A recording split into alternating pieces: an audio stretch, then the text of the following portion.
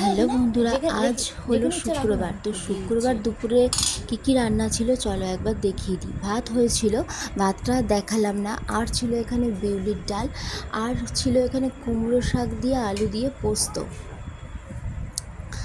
আর এখানে ছিল মাছ ভাজা করেছিলাম 3 পিস, আর ছিল লাউয়ের ছেচকি বড়ি দিয়ে। একটা লাউয়ের ছেচকি হয় না, তো অনেকে চিংড়ি মাছ দেয়, আমিও দিয়ে করি কখনো।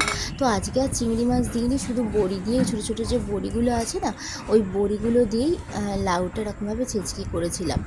আর কুমড়ো শাক দিয়ে পোস্ত দিয়ে তো করেছিলাম, এটা লাউ শাক দিয়েও অনেকে করে, আবার চচ্চড়িও করে অনেকে। তো আজকে আমি এটা কুমড়ো শাক দিয়ে পোস্ত দিয়ে এটা বানিয়েছিলাম, আর তার সাথে 3 পিস মাছ ভেজে নিয়েছিলাম। ব্যাস সিম্পলি রান্না করেছিলাম আজকে, আর এমনি কিছু আর হজবটো রান্না করিনি।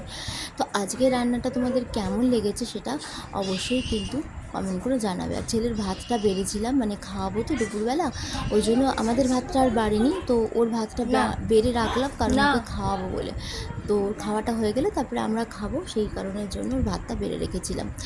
আর তো তোমরা কারা কারা এরকম মাছ, দেখো মাছের ঝাল বলো সে তো খেতে ভালো লাগেই, কিন্তু গরম গরম মাছ ভাজাটাও কিন্তু খেতে খুব সুন্দর লাগে।